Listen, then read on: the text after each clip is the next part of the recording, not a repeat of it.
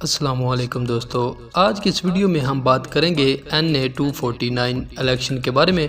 ناظرین، وہاں پر تحریک لبیک پاکستان کی اس قدر مقبولیت زیادہ تھی کہ تحریک لبیک پاکستان فرسٹ نمبر پہ آنی تھی، لیکن آپ جانتے ہیں کہ پاکستان میں کبھی بھی الیکشن شفاف نہیں ہوئے اور تحریک لبیک پاکستان کو تیسرے نمبر پہ شو کیا جا رہا ہے۔ پہلے نمبر پہ پیپل پارٹی، دوسرے نمبر پہ نون لیگ اور تیسرے نمبر پہ تحریک لبیک پاکستان کو شو کیا جا رہا ہے۔ لیکن اس میں ایک بات بہت اہم ہے کہ تحریک انصاف جو کہ حکومتی جماعت ہے وہ چھٹے نمبر پہ چلی گئی ہے۔ عمران خان سے لوگوں کا اعتبار اٹھ گیا ہے۔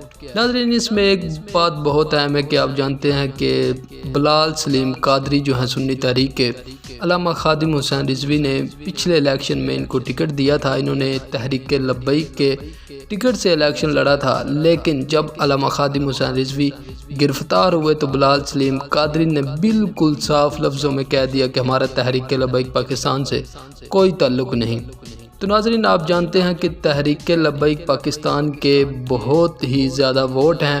بلال سلیم قادری نے تحریک لبیک پاکستان کے مخالف الیکشن لڑا ہے اور ایسی ذلت آپ نے کسی پارٹی کی نہیں دیکھی۔ 1500 سے 2000 ووٹ لیے ہیں بس اس نے۔ اگر یہ تحریک لبیک پاکستان کی حمایت کا اعلان کرتا تو سنی ووٹ بھی تقسیم نہ ہوتا اور نہ ہی مزید اختلاف پیدا ہوتے۔ تو یہ چھوٹی سی انفارمیشن تھی۔ آپ اس ویڈیو کے بارے میں اپنی رائے ضرور دیجئے۔ ویڈیو کو لائک، کمنٹس اور شیئر کرنا مت بھولیں۔ اللہ حافظ۔